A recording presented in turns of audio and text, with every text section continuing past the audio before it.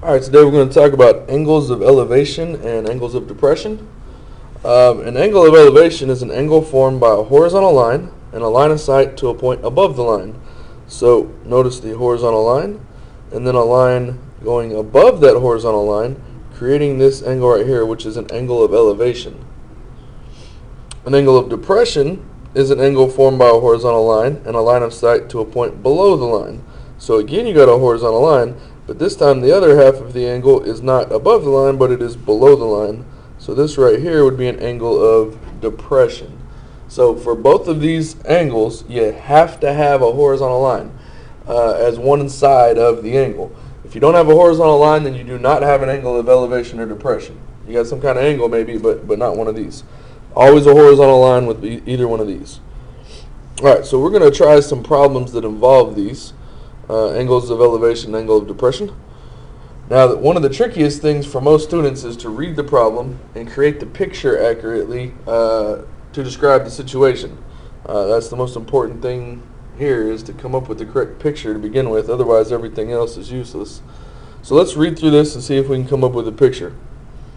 An air traffic controller at an airport sights a plane at an angle of elevation of 41 degrees. Now, I read angle of elevation. So I'm going to go ahead and draw an angle of elevation. Horizontal line, line going above the horizontal line, and it said it was an angle of elevation of 41 degrees. Alright, now thinking about what the situation was, it's an air traffic controller sighting an airplane. So down here is the air traffic controller, and up here would be the airplane. Okay, so this is the airplane. Down here, air traffic controller. Air traffic controller. Alright, the pilot reports that the plane's altitude is 4,000 feet. Now, altitude is, for the most part, just another word for height. Remember that height is always perpendicular to a base, or altitude is always perpendicular to the ground. So right here, this is the height of the airplane off of the ground, the altitude, and I'll put the right angle there because altitude or height is always perpendicular to the base. What is the horizontal distance between the plane and the airport? Round to the nearest foot. Okay, the air traffic controller is at the airport. This would be the straight line distance. Like if you just find the distance between 2 points, that would be the straight line distance, but it specifically asks for the horizontal distance between the plane and the airport. So horizontally, the distance from the airplane to the airport is this side right here. So there's our picture. We want to solve for x and round to the nearest foot. Okay, I got a right triangle. I know one of the sides. I know one of the acute angles. I can find another side using trig. So remember our SOHCAHTOA. SOHCAHTOA. Alright, let's label the sides. Here's the right angle, so this is the hypotenuse. If I'm using the 41 degree angle, then the side opposite the 41 degree angle would be the 4,000, and that would make x the adjacent side. Alright, if I'm setting up an equation to solve for x, I got to use x, and I need a number. Right now I do not have the hypotenuse, and they didn't ask me to find the hypotenuse, so this side is pretty much irrelevant to the problem. I need an equation that deals with the adjacent and the opposite. So the only one that uses adjacent and opposite would be tangent. So I'm going to set up an equation using tangent. So I got tangent of the angle, 41, is equal to the opposite over the adjacent. Opposite was 4,000. Adjacent is x. Alright, and we solved the equation. Some of you by now might have figured out the shortcut, which is just 4,000 divided by tangent of 41. But in case you have not, here's why that would work. I want to get rid of the variable in the denominator because I can't solve for a variable as long as it's in the denominator. So I multiply by x. If I do it on one side, I have to do it on the other side. So I now have x times the tangent of 41 on this side. Now if I want to get x all by itself, right now it's being multiplied by the tangent of 41, so I would do the opposite operation, and I would divide by the tangent of 41, and that would give me x all by itself on that side of the equation. Now if I do it on one side though, I got to do it on the other side. So what I'm typing in the calculator is 4,000 divided by the tangent of 41. And you should get 4,601.47 whatever, depending on how many places you got it rounding to. But the directions told me to round to the nearest foot, so that means the nearest whole number. So that means 4,601 is the horizontal distance from the airplane to the airport, rounded to the nearest foot. All right, let's try another one.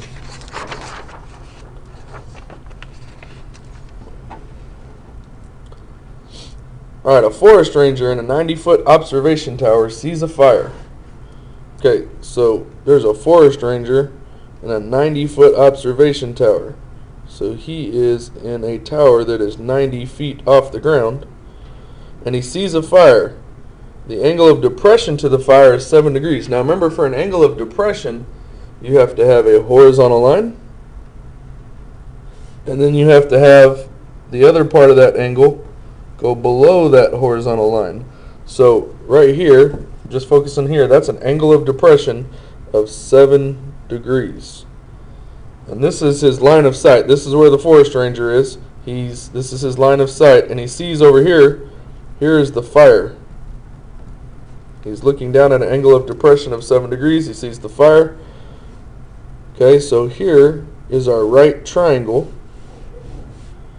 It says, what is the straight line distance from the forest ranger to the fire? Remember, the forest ranger is up here in that observation tower looking down at the fire. I want to know what is the straight line distance from the forest ranger to the fire. I want to find this side right here. Now at the moment, I have a right triangle, and I know this side is 90, and I want to find this side, but I haven't actually been given either one of the acute angles inside the triangle. However, these lines are both horizontal, so those are parallel lines. Here's a transversal. These angles are alternate interior angles, so they're going to be congruent. So if that angle is 7 degrees, that angle has to be 7 degrees. So now I can focus on this right triangle here. I now have enough information where I can use trig to find x. So remember SOHCAHTOA.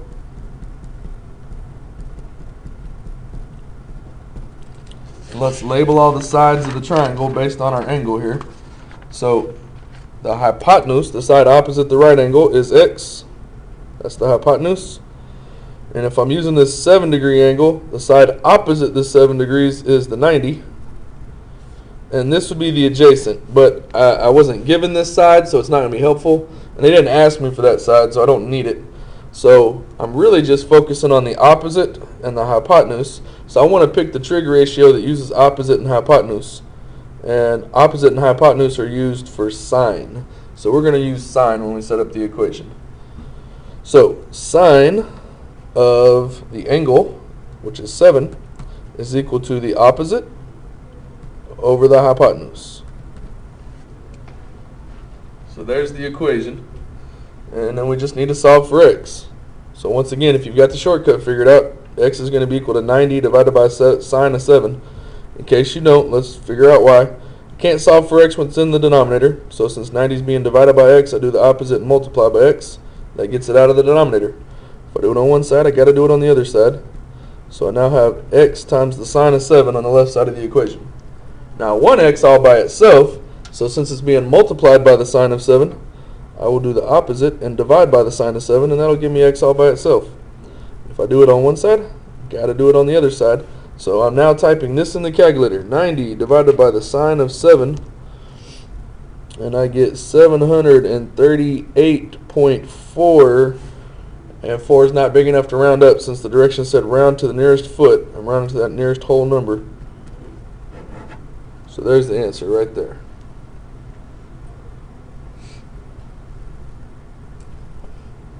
Alright, let's try example 3, last one. And this one's going to be a little more complicated than the others. Alright, a pilot flying at an altitude of 2.7 kilometers sights 2 control towers directly in front of her. Alright, so you got a pilot flying at an altitude of 2.7 kilometers. So there's airplane or pilot up here.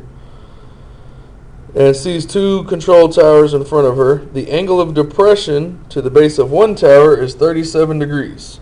So remember, for an angle of depression, I gotta have a horizontal line, and then I have a line coming down,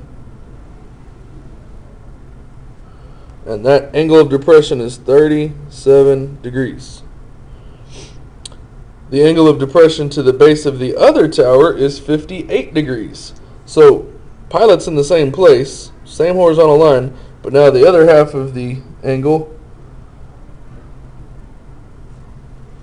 is creating this angle, which is 58 degrees.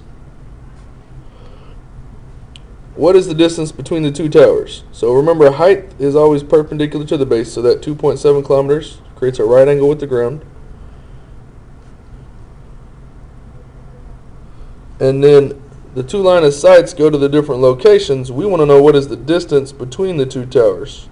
We want to know what is that right there that I just labeled as X. Okay. Here's what we need to do. I have two right triangles here. I got this big right triangle, and I got this smaller right triangle. If I can find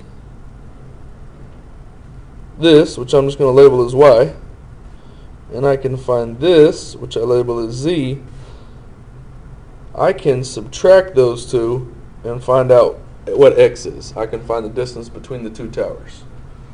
Okay, to make sure we're all seeing that, I'm going to draw these two triangles separately. So here is the big triangle.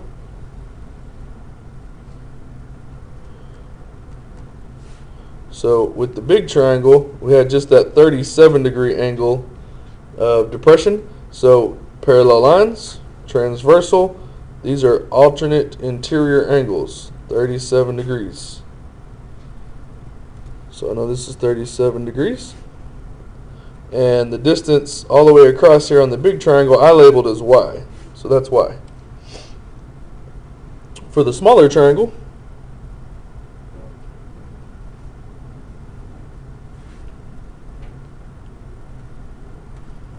still got the 2.7 because they're sharing that side. But now this piece down here is Z.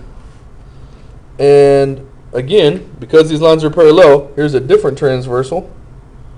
And if that's 58, this is 58 because those are alternate interior angles. So here's 58 degrees. So I've taken that picture of two overlapping triangles and drawn them separately so that hopefully we can focus on them a little bit better while we're setting up our equations and doing our work. So remember in our SOHCAHTOA,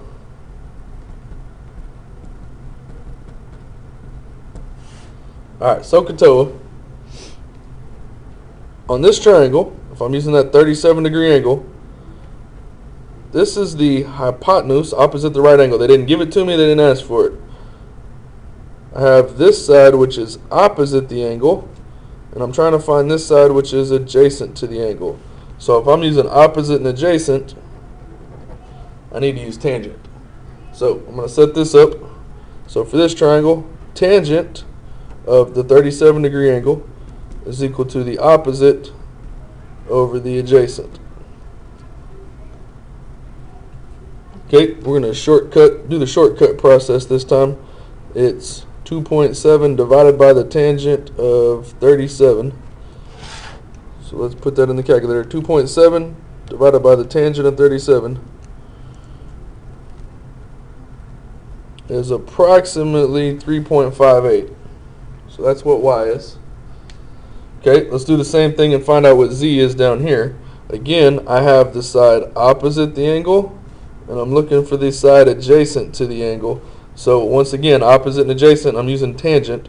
So I'm doing tangent of the 58-degree angle is equal to the opposite over the adjacent. So again, because that variable's in the denominator, I'm going to do this shortcut. 2.7 divided by the tangent of 58.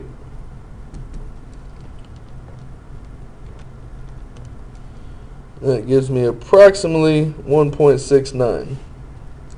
Alright, so what I just found out, I found out why this entire piece down here is 3.58, and I found out Z, this piece right here, is 1.69. Well, if this whole thing is 3.58, this piece is 1.69, I should be able to find out what X is, because I can just subtract those two, and that'll show me what X is. So I'm doing 3.58 minus 1.69. That'll give me about 1.89. Now the directions said round to the nearest tenth. So if I'm rounding that to the nearest tenth, then I would say that is about 1.9, and my units were in kilometers. So the distance between the two towers, the thing we had labeled as X, approximately 1.9 kilometers.